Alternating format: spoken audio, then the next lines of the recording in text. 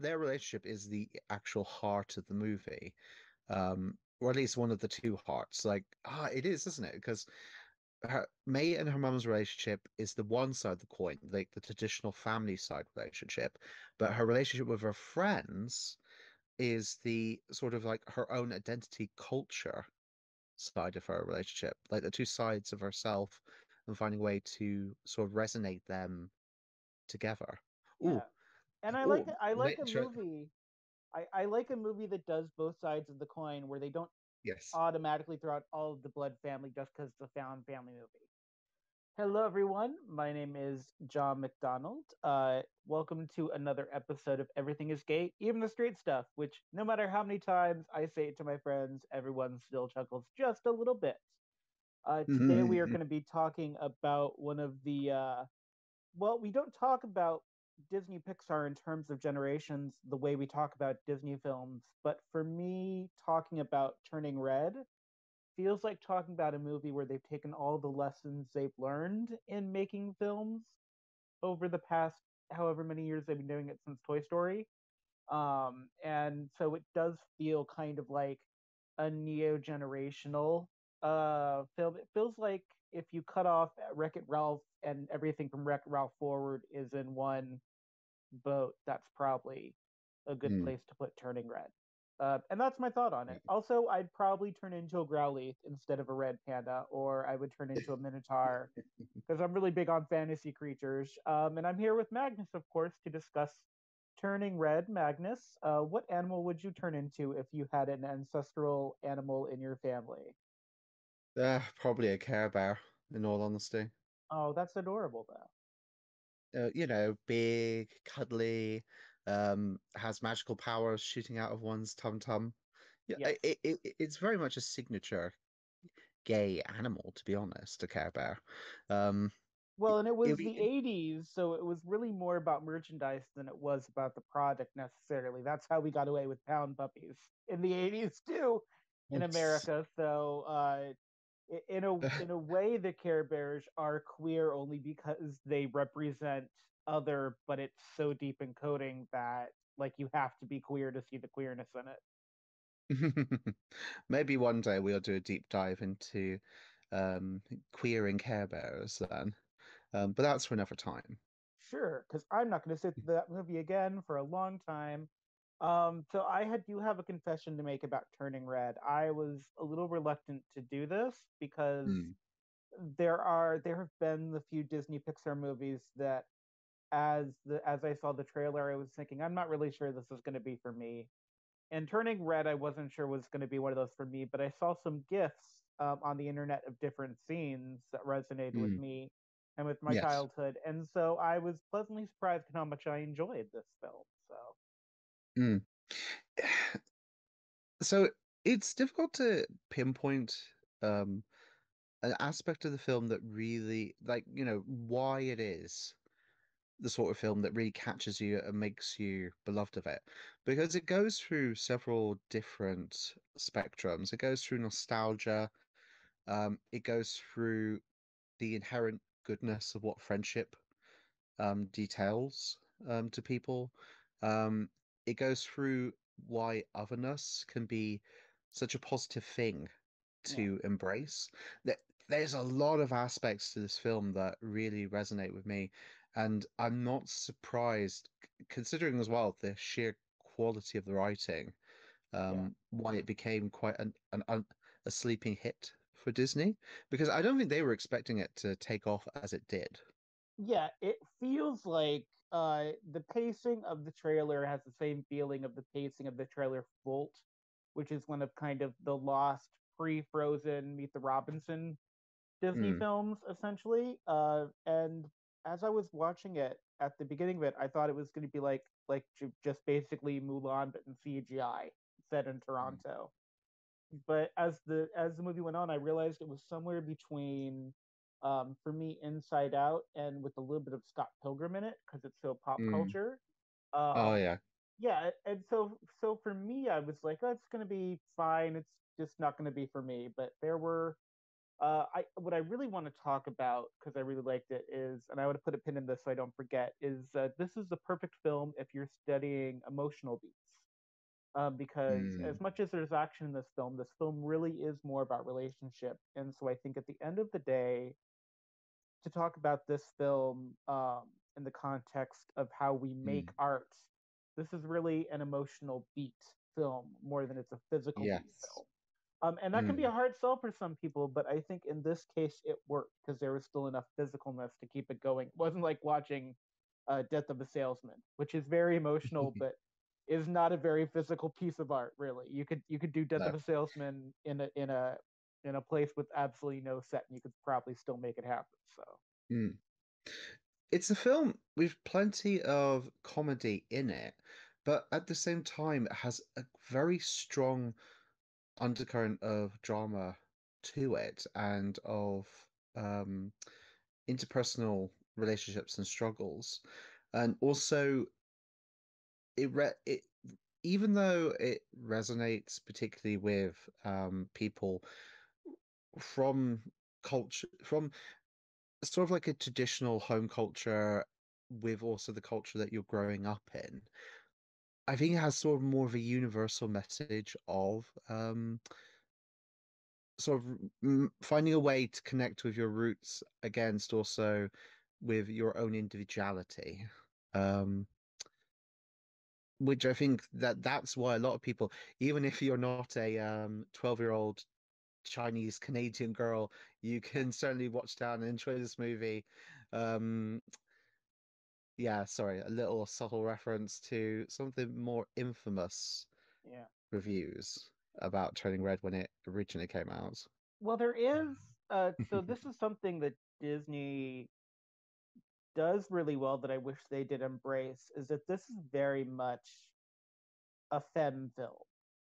Mm, Like there's a lot of stuff for queer people about found family, and there's a lot of stuff.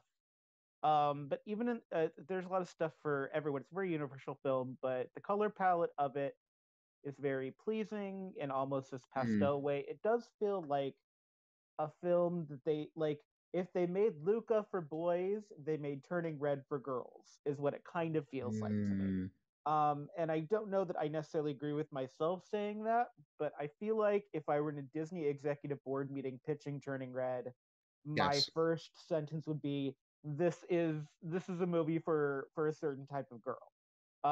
Mm, Ironically, that's part of what makes it so appealing to a gay male audience because, especially in trying to understand our own emotions in the same way we resonate with monster movies. mm, There's a lot of understanding of emotion and trying to figure out how to mask, um, which is something that May goes through, and essentially she has to learn how to mask and control her emotions to fit in with mm, society. But the great turn is that it actually works better when she doesn't try to fit in, and society accepts her for that. So it kind of takes a monster movie mm, trope and turns it on its head. Turning Red is a very mm, there's a lot of complex things going on in this movie, and it's deceptive because you have to almost understand some film tradition to understand how much it's deconstructing it. mm, I'm struggling with how much I really want to say about it, only because there's so much to say about it, and I have a hard time picking a lane. Um, I mm, don't know if it will necessarily be in my top 5 Disney films of all time, but if someone wants a film recommendation, I also don't think I would like tell them not to watch this film. I think it's a very mm. important film. Um, yeah, I don't know what that says about me. I just have a lot of thoughts. It's very much Mean Girls in that way, where it's just a lot of thoughts and feelings. So Well, yes, I do get what you're saying because at the end of the day, you have certain films that, resonate with you like on a very personal level, which is why they become your favorites, and that's the ones that you say as your favorites. Um, and that might be different reasons, rewatchability, a particular plot, etc. Um, while it might not be a favorite, I would definitely say that Turning Red could definitely remain something that people think about when they think of Pixar. because it's part of Pixar's staple of films that have a lot of surprising depth and thought to them. And the best Pixar films are the ones that have Yeah, a good deal of like you can take it at the surface level as, a girl going through a to put a Western slang on it, a werewolf-esque transformation journey odyssey. yeah, The friends are there for them and go through personal struggle related to their family, etc. But then if you allow yourself the sheer depth, like from many different angles, that is in Turning Red, a journey of self-discovery of yeah, someone that's maturing, coming into their own age, of an era of nostalgia element to it, or look at it from like a cultural clash perspective. Like, there's so many facets to the yeah. background in this one movie. I definitely think it has a lot of rewatchability to it, not just for kids, but for adults as well. And Yeah. the best Pixar films have always been there. Um, I think it continues on a legacy of strong, interesting female characters Pixar does really well. So I'm thinking mm, specifically of Riley from Inside Out and the female yes. identified emotions in Riley. And I'm also thinking specifically of Vanellope from Wreck It Ralph. Mm. And maybe even the Jane Lynch Sargent character whose name I can never remember. Um, Mm. from Wreck-It Ralph. So Jane Lynch played Oh, the sergeant character that fell in love with Fix It Felix, and I can't remember yeah. her name to save my life. I can see her in my head, but in any case, so Yes. there's something like I said at the beginning. This is really a film that feels like Pixar has taken all the things that it has learned about filmmaking, both good and bad, um, Yes. and has really not perfected their brand, but Mm. perfected how they tell a story. There's a lot of different meanings in this. This would have actually been a great film to do as a coda from the Queer for Fear doc released this week, because Queer for Fear this week was all about werewolves and transformation and those Mm. 50s movies of I was like a teenage werewolf. And this really is a werewolf transformation. I thought it was going to be Mulan, and it ended up being more Inside Out, and I think it was better for that. Not to say it's not. Mulan is one of the better Disney pictures of that age, post Little Mermaid, I think. Um, Mm.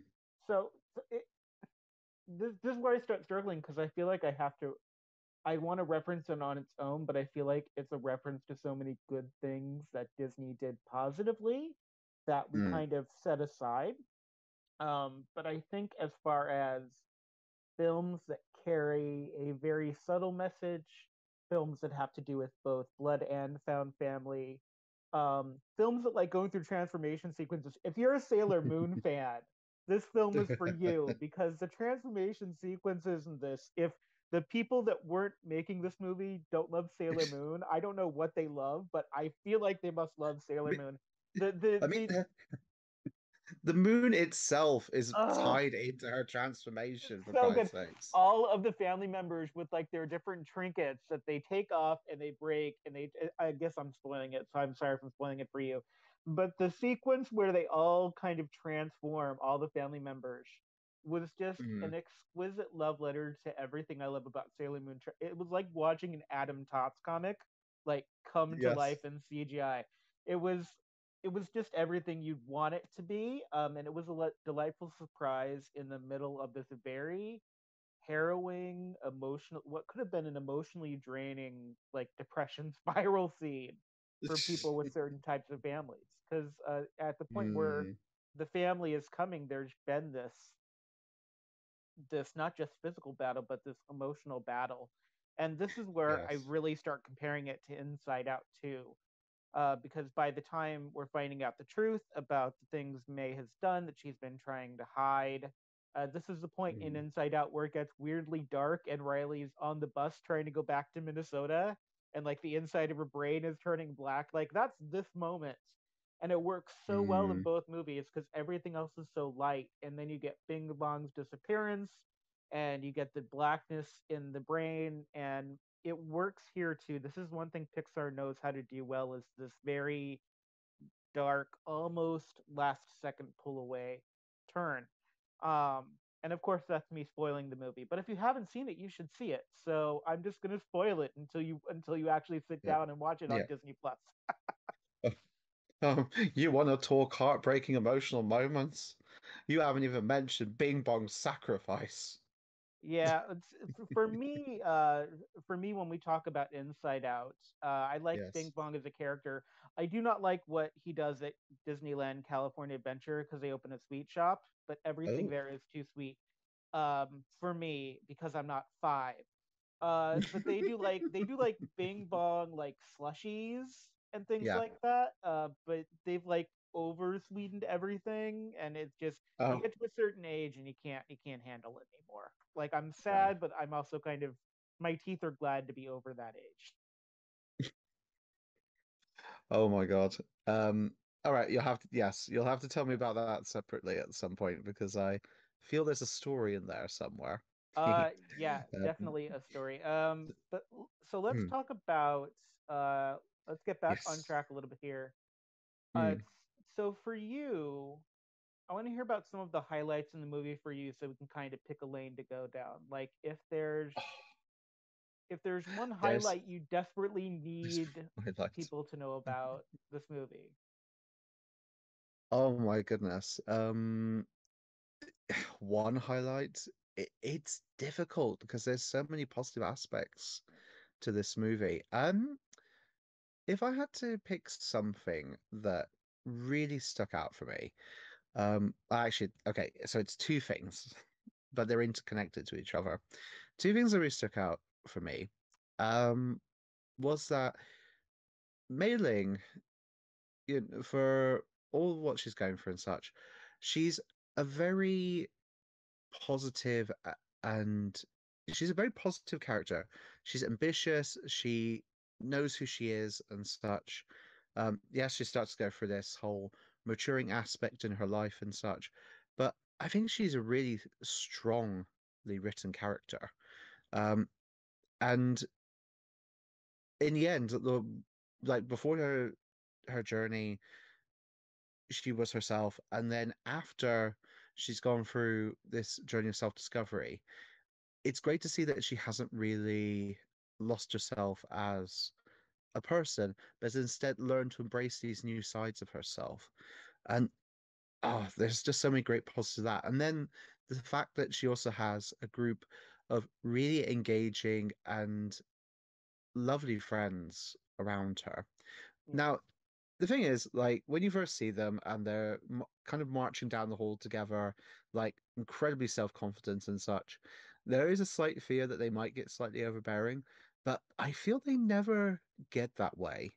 Instead, like, they all have really strong positives to the character, and Yeah. they work in a way that they all gel quite well with each other. They balance each other out in a really good way. So their friendship is so wonderfully believable. Um, and you, and dare I say, how often do you see like a really nice, supportive female friendship group on the big screen I compared to? that was a really good dynamic. They Mm, because the background of the film has this very pastel, twee, mm. almost a Game Boy Color feel, almost arcade feel to it. I I would almost argue lightly anime inspired as well. Yeah. Mm, Which is kind of which is a nod to kind of the Asian roots of May's family story, but it's also kind of this nod to Scott Pilgrim and this kind of fantastical version of Canada that yes. Americans think of when we think of Canada, which I kind of love. I actually forgot it was a Canadian film until I said something. Like for me, I could easily have seen it just being a city in Asia somewhere. Mm, I think there's something great because this group of four girls, even when they fight, they never feel twee. Like in the way that I have struggled with like something I'm supposed to like New Girl. I always find the younger Deschanel sister, the one that wasn't in Bones, I think it's Zoe. I always find her a Mm, little off-puttingly sweet and twee, like it's an act. And they could have mm, easily gone that direction with this, and they didn't. There's something very authentic about May, and there's something that works. Her emotional outbursts when they come out at inappropriate times relates really well to her mm, having shut down those emotions in order to please her mother and hiding things from her mother. Um, and so I appreciate that the characters feel as well written as the dynamic between the heroes in Big Hero 6. Um, mm, it doesn't feel like a force. It feels like the friendship you have in high school while you're still getting to know who you are that could last forever. It could be a Daria and Jane scenario, yeah. or you could graduate and then within a year you've got a sisterhood of traveling pants friendship with four new people. Mm, And I like that it feels that way. It doesn't feel like it's not like Glee where there's this like forced they're friends now, so they're going to be friends forever, but they're never going to have time on screen together, sort of thing. So, mm. yeah, Yes.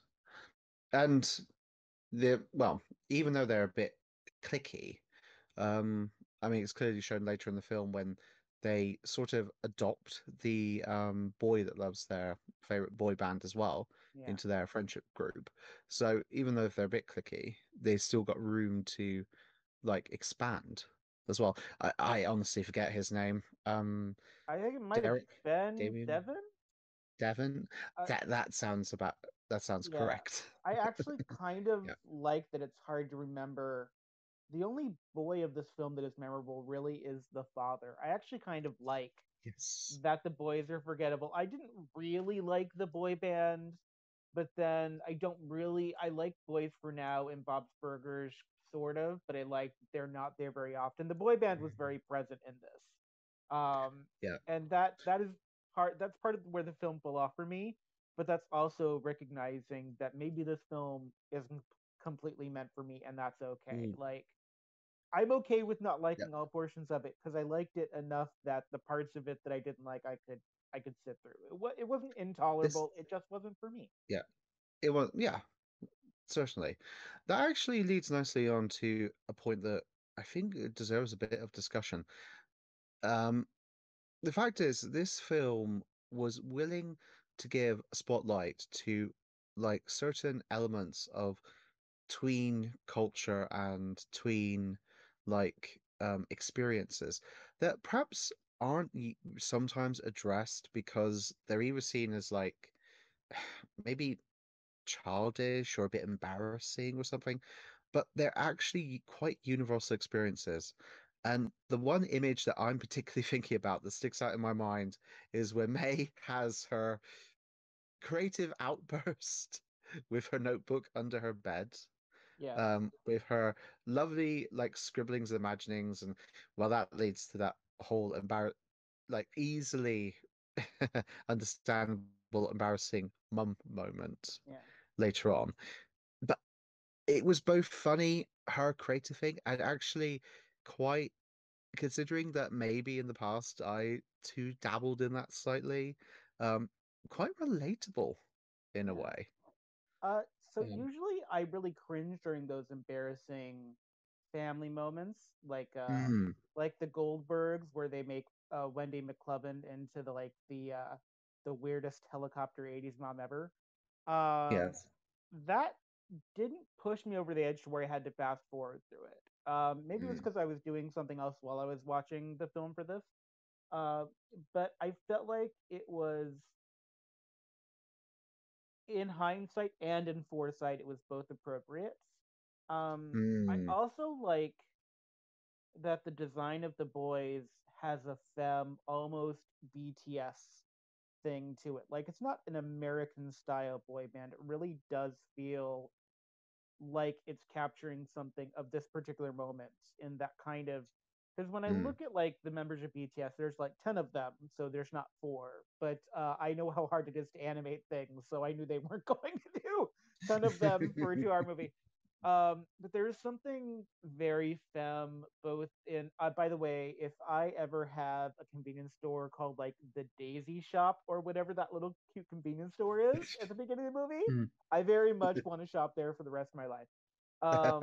But I liked that the the boys that they desired, even the ones playing basketball in the middle of the film when they're sitting on the Mm. bleachers, there was this very much almost femme call to BTS, call to the K-pop thing, and it didn't feel gratuitous. It didn't feel like they were talking down to it either. It didn't No. feel like they were doing it as a critique. It had a point. It made sense. The boy band doesn't come in and save May at the end of the day from her mom. May No. still has agency. But it didn't feel, because sometimes when you do that sort of thing, it feels like you're talking down to them, talking down to the audience and being like, if you Mm. like this, you're dumb, or if you don't like this, you're not paying attention. Family Guy is really good at talking down to people and making them feel stupid in that way. But this felt Mm. more like Sabrina, where you have like a guest star boy band and you have to do something with them. So you have the Backstreet Boys come in the last Yes. 5 minutes and drink the Talon Pop to become the Backstreet Boys. Um, I really liked that. I liked the challenge of that because American boy bands and like Five, which I think is actually UK boy band, It um, is. there's Mm. something very aggressive and almost proto R&B about them, and I felt Mm. like boys. What is it? Boy Town for four boys. Oh, it's Whatever for the name. town. Four It's Town, for which uh, yeah. yeah, Four Town.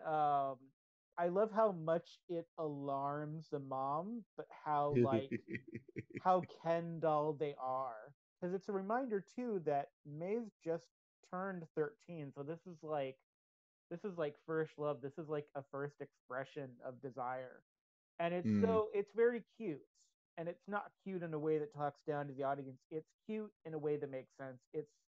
Um Yes. it's yeah, I think Mm. it really works. Even Mm. even acknowledging that it's not meant for me, because I'm really of an older generation where our boy bands were significantly different. Um, Mm. they weren't so distracting that they made me dislike where everything else in the film was going. So Well, the thing is, the boy band in the film, yes, they're minor characters, but then they serve more as the central situation for yeah, the film. They're the driving they're a driving aspect of the narrative that's driving on the whole thing with the central issue with the whole panda transformation thingamabob. yeah, Um, because I mean, if you think about it, if the boys weren't having their concert on that particular night, etc., then May wouldn't have had any quandaries. I mean, she might have well gone through the whole ceremony and sealed her panda up, because because the boys were having the concert, that forced her to start, in a way, using her panda more as a means to an end, sort of thing, and thus starting to become more comfortable with that aspect of herself. She may very well have not done that if there hadn't been that part, that aspect of the narrative, and we would have ended up with a much, dare I say, darker narrative because of that, because she probably would have sealed herself in the room for, yeah. days on end. It's Um, they are a but great plot device. They're yes, this is where it starts going back to the idea of this as yeah, an emotional beat movie rather than a physical beat movie. This is mm, really what sets it apart from something like Wreck It Ralph or Big Hero 6, even, mm, where there is emotion. And I don't want to say this is like a gender binary thing where Big Hero 6 is for boys and Turning Red is for girls, because it's not that. But when I no, think about Big Hero 6, because it was based or it created a comic book series, I think it's based on a comic book series, actually. it, Um, yes, it yeah, is. It was based on a popular Marvel um comic series, if I'm not mistaken. So it's based on comic series, but they when they adapted it, they changed like the backgrounds and the ethnicities and such to a number of characters in order to, dare I say, almost westernize it Yeah. to an extent. But Yeah, but yeah, it has kind of that. So one thing Pixar does really well is they know their boxes.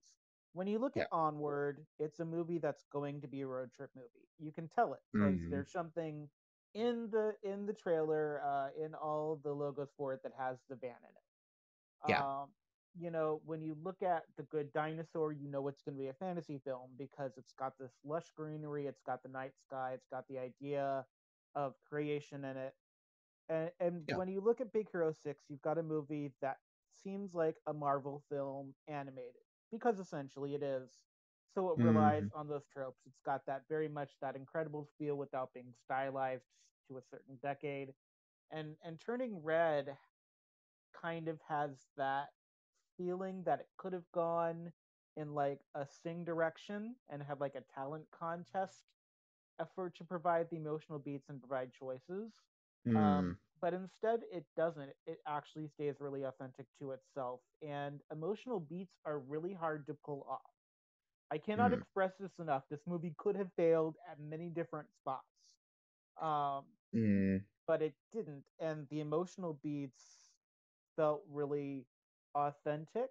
And because emotional beats, when you're actually writing a film, is normally about dialogue and about negotiation, and it's not always dynamic, but it can have mm, dynamic elements. I feel like it works. That's it. Once again, it's yeah, not to say that it's like a gender binary thing because it's not. Because I think anyone across any gender spectrum presentation should be able to enjoy either film. I dare say I enjoyed Turning Red probably more than I enjoyed Big Hero 6 actually. I found Big Hero 6 mm, very gimmicky.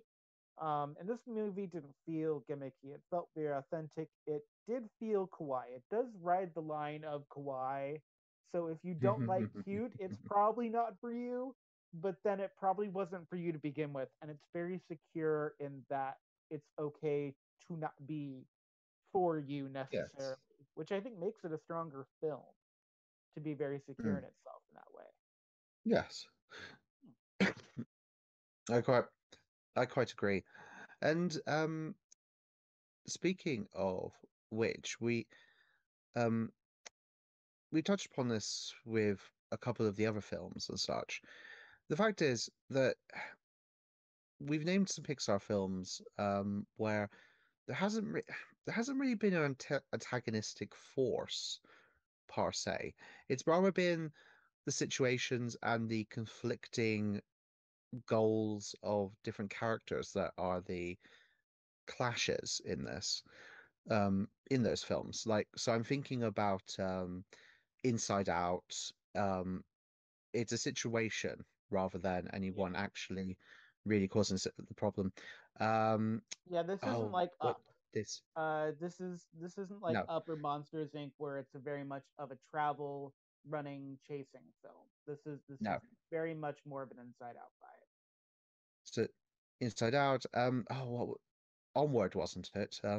Onward The one was with the the two brothers. travel movie with Yes. the trolls Yeah. that I probably should see at some point. Yes. Onward again. Um, was more primarily about like the journey and such rather than anyone standing in the way.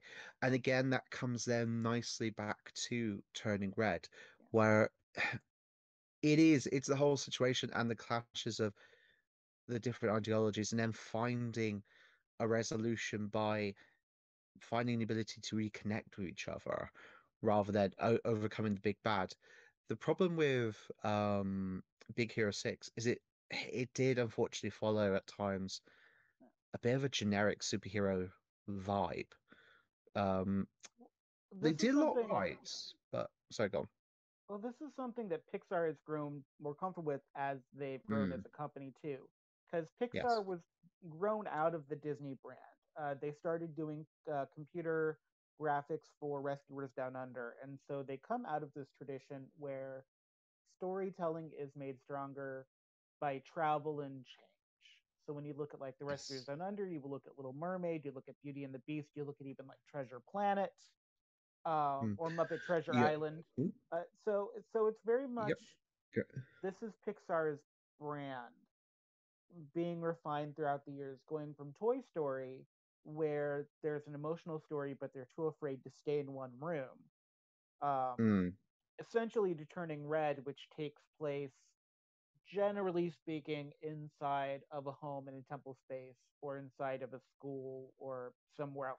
So it's an interesting thing to watch Pixar go through this in several iterations and realize that their brand company mission really isn't about the destination as much as it's about the emotion to get there. Because Inside Out mm. technically takes place in two locations, and it's really exciting. It's really exciting to see Pixar find their place. I know Disney is still involved with them. It still feels like a Disney Pixar thing, but it really does feel like with Mm, Blue Sky not being a thing anymore, and even up the last few years, Blue Sky has really only been doing things like the Madagascar and the Ice Age series. It's really nice to mm, see a company like Pixar step up into an emotional space where they're making fun movies, but they're still making movies with a mm, purpose, which kind of leads me into a place where I think it's a good time to talk about kind of the dynamic between mother and daughter. The thing that yes. caught me for this film specifically was the opening, which, unlike the opening of Up, which is very sad, but still a beautiful bittersweet Mm, 10 minutes. The opening of Turning Red sets up this movie so well, and it made me mm. so happy. And actually, the whole like Christmas card, New Year card thing they were doing in the opening is what got me interested in seeing the movie fully because Mm. I was a member of that family, except we couldn't plan our way out of a wet paper bag in order to do something like a family photo. But there was something I loved about the opening about the unreliability of May as a narrator, so sure of who she was, and then seeing the Mm, reality of it as not even slowly peeling back the layers, but almost immediately the reality of the situation coming through. I don't think the trailers actually did justice to the relationship between May and her mom. It really mm, didn't make that relationship seem very by the book. And it didn't really. I know a trailer's job is to just get you interested, but I don't feel like it did justice to getting me interested into the relationship we actually got in the film, which was completely different. The use of the family felt completely different in a really good way. I mm, mean, I was pleasantly surprised. Like, I think I would have been more excited about the film if Turning Red's trailer really had less about the perfectionist. It just made the mom seem like a perfectionist. It didn't really mm, seem like the mom was also guarding her heart essentially and essentially afraid of the beast within herself. Putting mm. aside all the beautiful queer coding of that, because there's so much wonderful queer coding in that. Um, there's something really great about the dynamic between the mom and the dad. The dad is a side character, but he doesn't feel so brushed aside that he feels just inconsequential in a sitcom way. Like there were so many really great missed opportunities that the trailer didn't give us between mother and daughter that I'm Yeah. kind of sad for people that haven't seen it just to experience this wonderfully complex relationship because it's not just about a mom that is like a controlling neat freak A-type personality that just wants her Mm, daughter to be a clone. It's so much more than that. It's about protection and love and authenticity and what it means to actually have a duty to family, like, and not done in a Reddit AITA am I the butthole post later in life. And it yeah. just feels like I don't know if this was your experience with Onward because it felt like in Onward in the trailer I understood the movie instinctively, and I didn't really feel like the rug was going to be pulled out from under me. And I felt like in Turning Red, there was some great stuff they could have put into a mom daughter trailer that would have gotten Mm, me instantly hooked. They had some stuff that could have gone in the direction that bow that the preview cartoon. I don't remember what movie it was before, but the one where the mom is imagining her son as a dumpling and then eats him at the end. I don't remember Oh, which I don't remember which film that I, was in front of, but that was in front of, I think it might have been Moana actually. Um, and it just mm, it's one of those things where like there were so many, there was such really great nuance between them. There was there was mm, almost a Buffy Joyce from Buffy mm, nuance between the two that I really liked. Because even though Joyce was never a Slayer candidate, she had a lot of strength, which was what made her death so mm.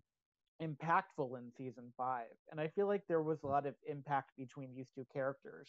Um, yeah, Yeah, uh, because it's really clear that they do have a lot of love for each other, and that their relationship, as you say, is not um, a trope of the you know, overachieving daughter and the proud, like stuffy mother, as it were.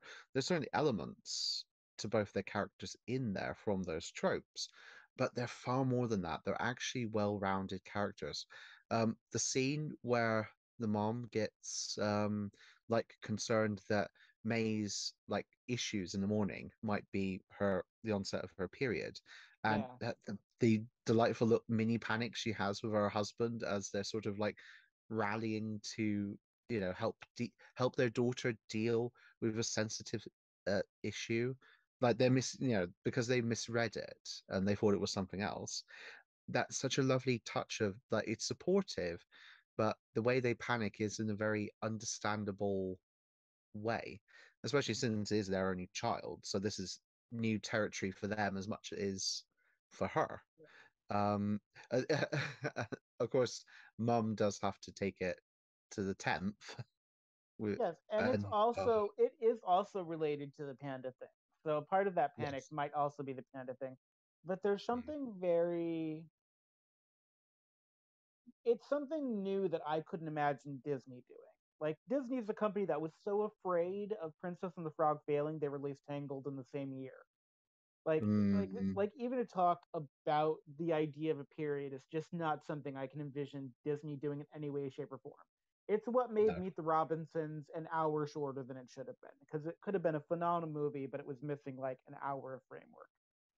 Yeah. I think for me, this is really a movie about how love language works, because there are a whole bunch of different Mm, love languages expressed throughout the film. Now, the mom's love language that has been ingrained in her that may not naturally be her is the language of service. So you see it in how she does things for mm, food. You see it in how she is deferent and afraid of her own mother. yeah. And acts, May's love language, her positive attitude. I don't know what all love languages are, but I feel like this movie is a great showcase of the different ways we show love to other people. Um, Mm, because the way May shows love to her mom is through the devotion to the family temple, but she also does love the temple a little bit yeah. as its own unique thing. Mm, It just is this really great film about love, essentially. Like even just learning to love oneself, because there's puberty is hard to go through for anyone, and to yeah. make a really good movie about it that doesn't talk down about it, where the characters don't become one-dimensional tropes.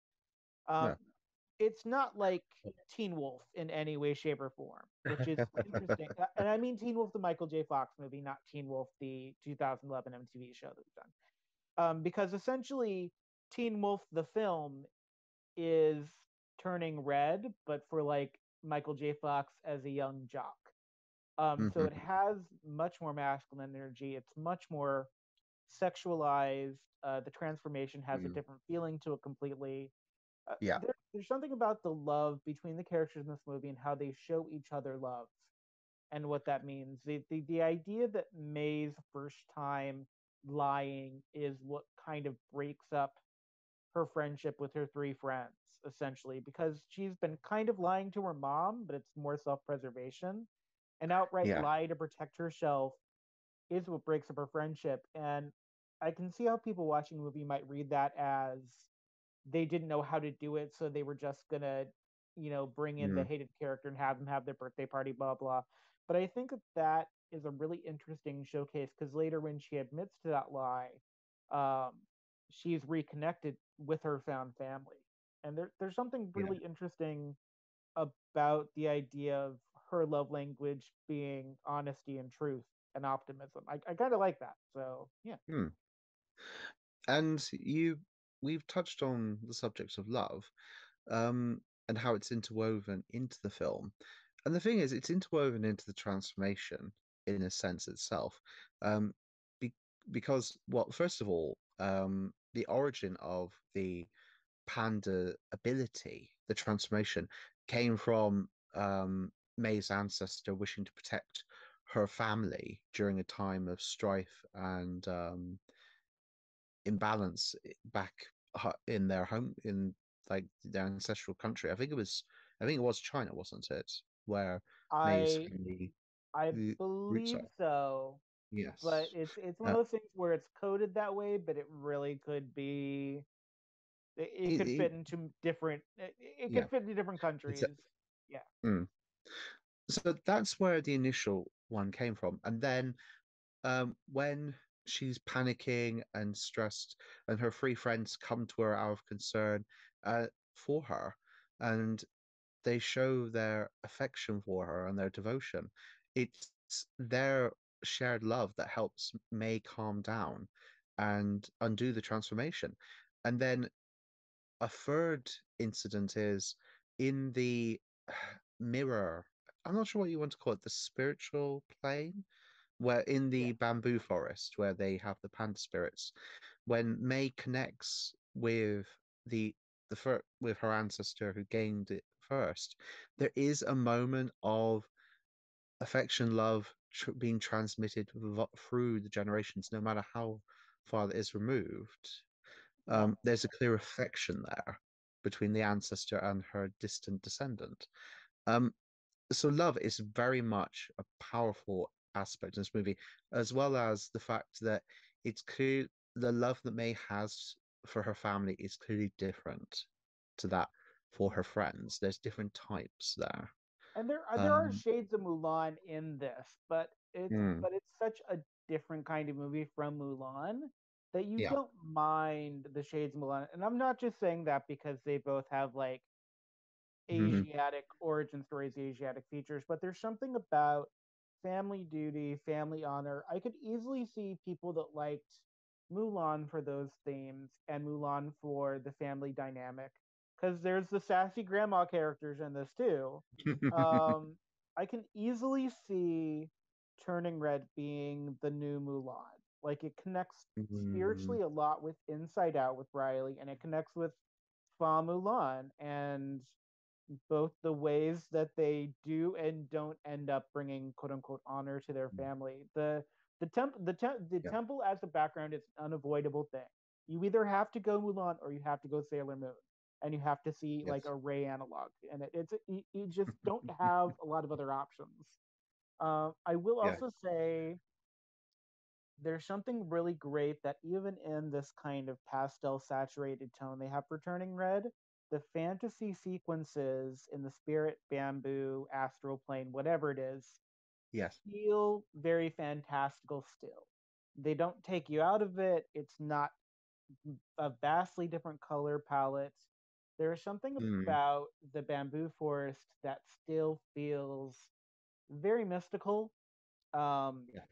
and very wondrous, even in this kind of wondrously paleted movie that I really like. Mm, mm, indeed. Hey, so something that I was particularly thinking about was the fact that Mei Ling's relationship with her mom and Mei Ling's relationship with her friends, they're the two core strands of this film.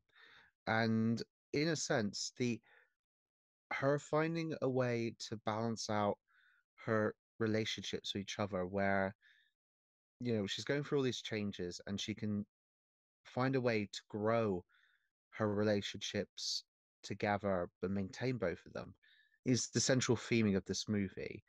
And in a Yeah, sense, towards the end, when she's able to sort of like reconcile those two different sides of her life, and they start to intertwine a bit because you see her mum starting to welcome her friends into the temple, like well, it is the family home as Yeah. well, welcoming into the home, and at least having she at least having a nice cordial relationship. And Except for Miriam, because she hates Miriam, even though the feeling is not mutual. yes, so that is to me like the main Yeah. thrust of this film. And I think it's a very relatable thing for people, no matter where they come from, like sort of reconciling their home life with their own lives they build outside of their family structure. We've talked about found family before. Um, so this is why it will resonate with a number of people from the LGBT community. Yeah, going with the everything is gay aspect of our podcast. Everything is gay, In even this, the straight stuff. Get over it. like, I've brought friends back home before. I've introduced them to my family and such, and it's been a blending of the different aspects of my life, and it's really sweet in a way to see how Mei-Ling navigates that. I Um, think too you don't want to discount there is a crux in this movie where mm, for a long portion of the movie the dad is a silent standby comedy character.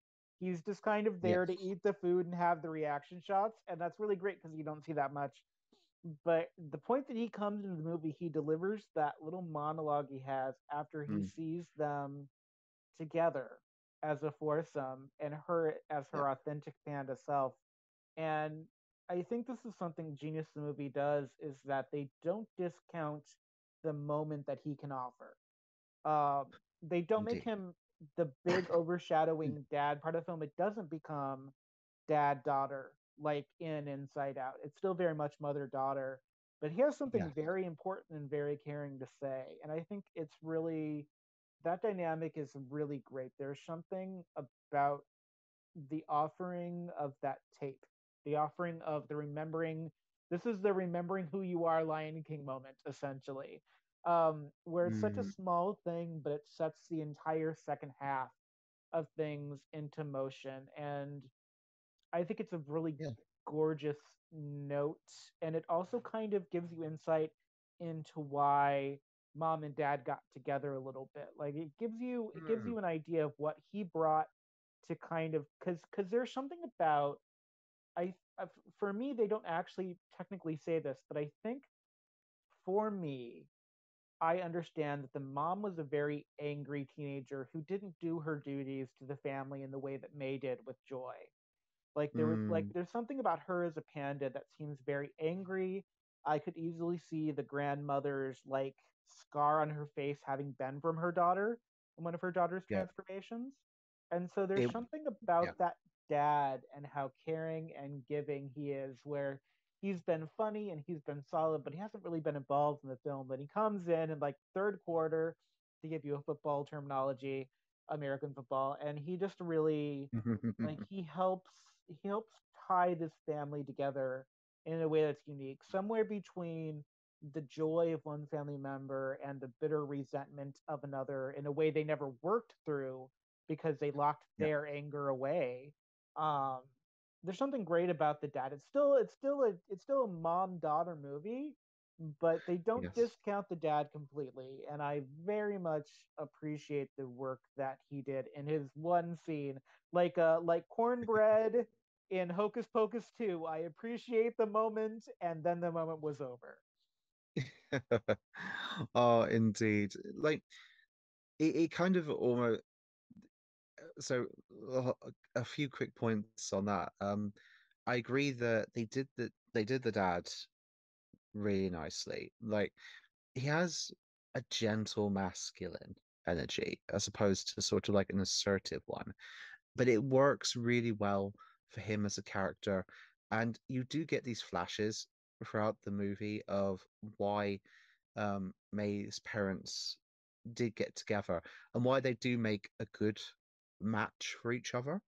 Um, and the fact that he, despite he's in a family of pretty much very dominating women, like They're every one of powerful them, women. It's a powerful female family, is, bro. It's a powerful female family.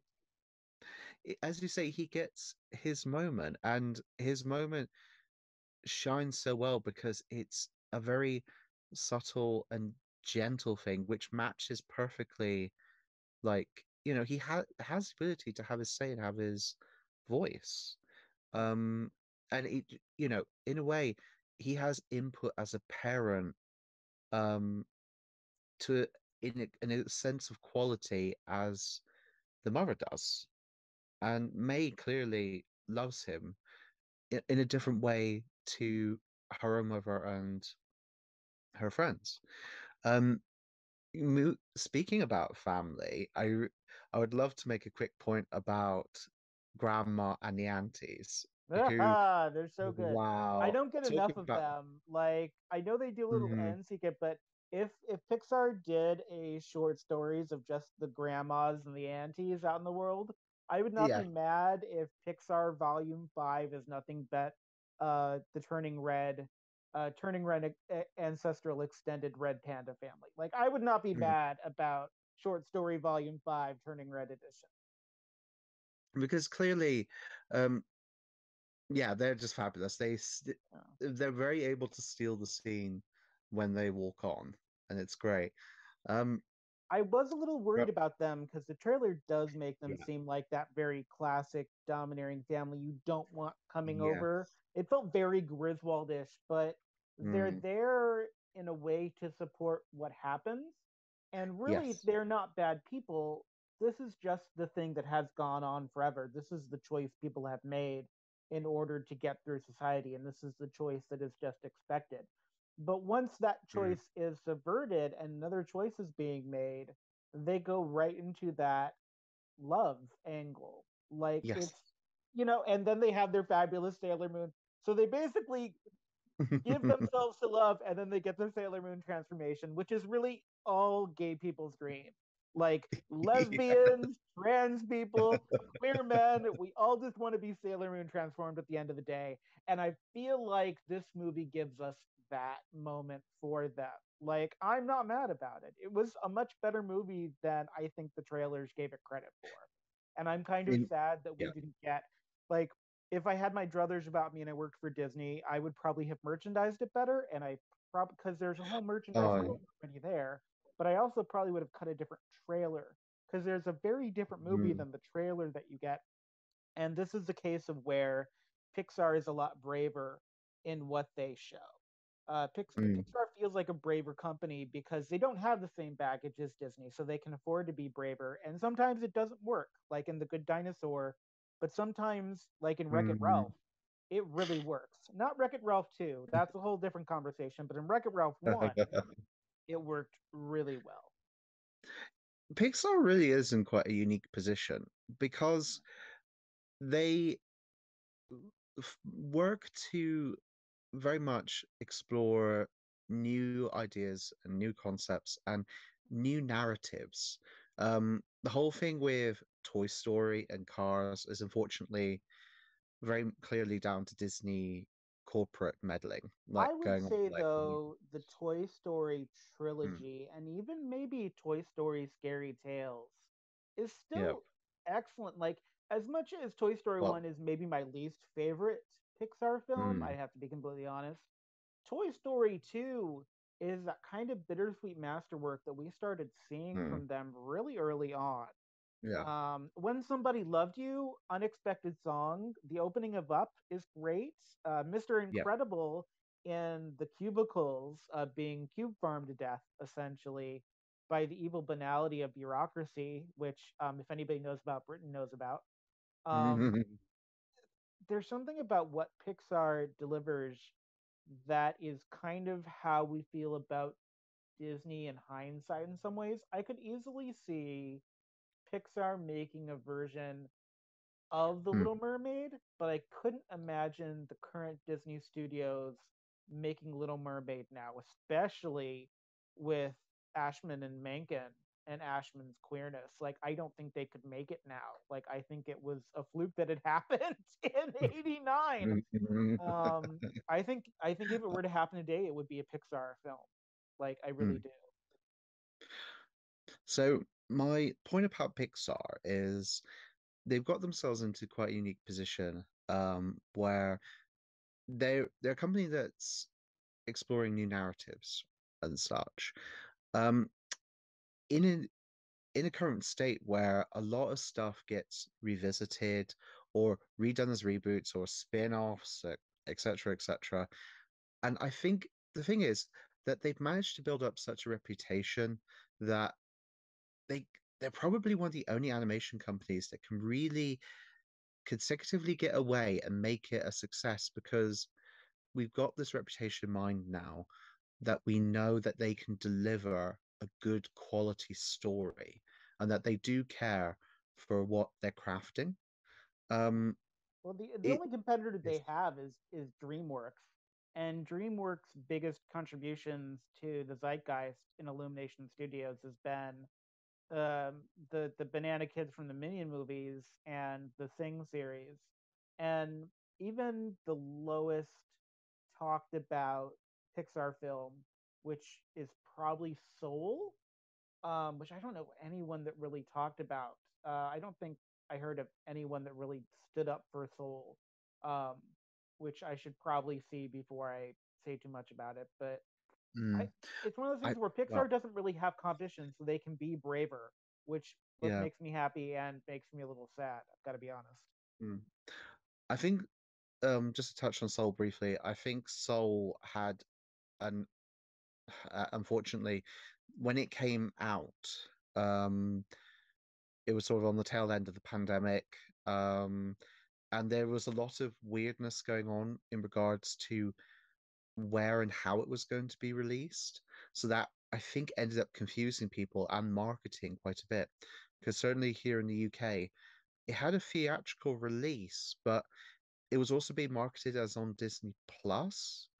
So I got a Yeah, sense from a lot of people I talked to that they either didn't realize the film was released then, or they weren't sure where they were going to be able to see it. So I think that might have really impacted on Soul's reach to the yeah, public. Um, in terms of like studios that are consistently doing original work and such, the only one there's a lot of indie studios. The only yeah, major one I know at the minute is Ireland's Cartoon Salon. They did The Book of Kells, Song of the Sea. They consistently pushed out really good high quality animation. yeah. Um, I but would sorry, I say deviated from the topic.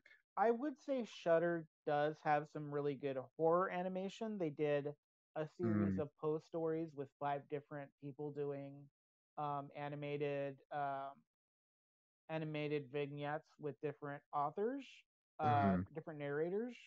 So like it is happening, but Pixar, even if they had competition, quote unquote, they are still doing something very unique about the idea of a story that doesn't really have, except for like Big Hero 6 and I guess Frozen. The main villains of Pixar movies tend to be ourselves. Like we yeah. are our own worst enemies. Like the world doesn't have to create a supervillain because we're already here. And I love Mm, the idea that a Pixar movie is comfortable battling through the things inside. And we saw that expressly in Inside Out because it was all about learning about the yeah. insides of ourselves. But you see it here in Turning Red.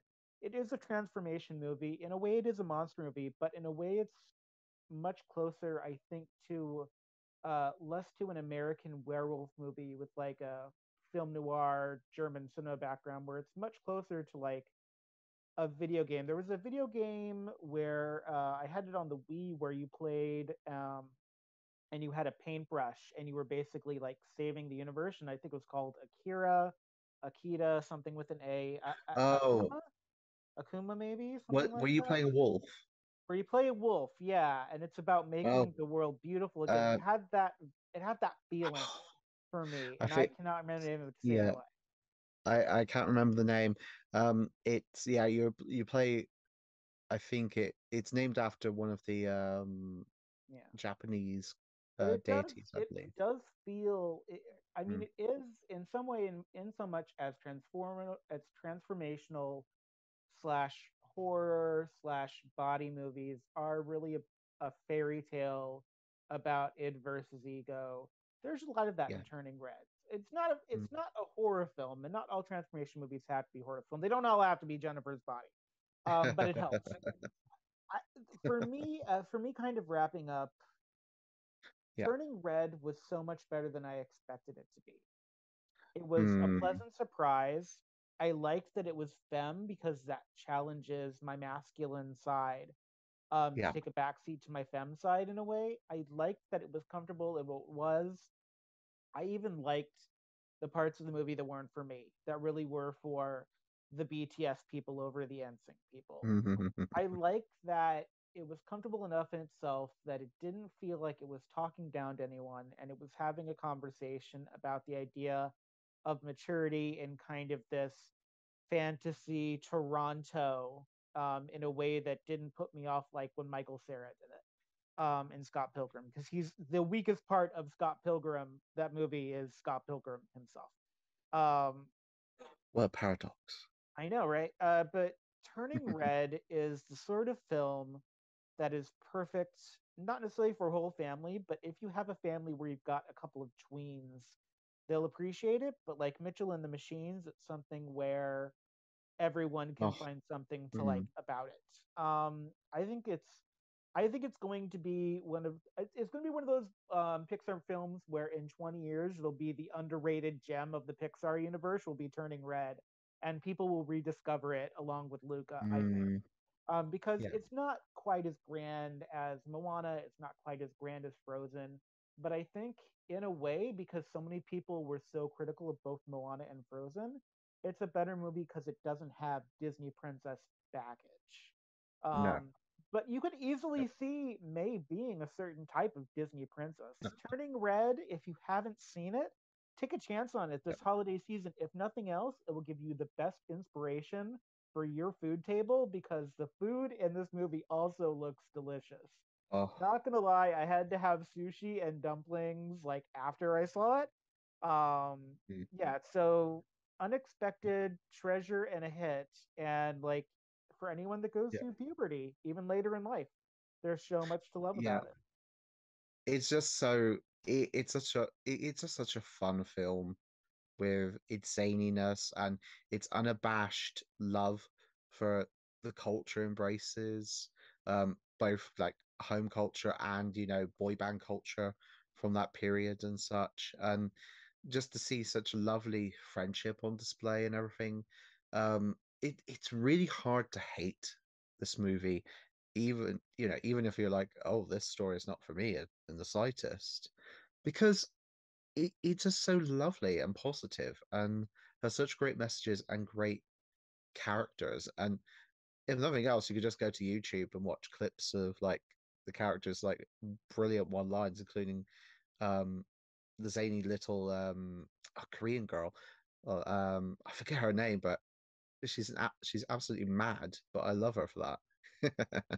Yeah. um yeah, I agree with you. I think it because of the sheer quality of Turning Red and of Luca, I do think they will stand the test of time.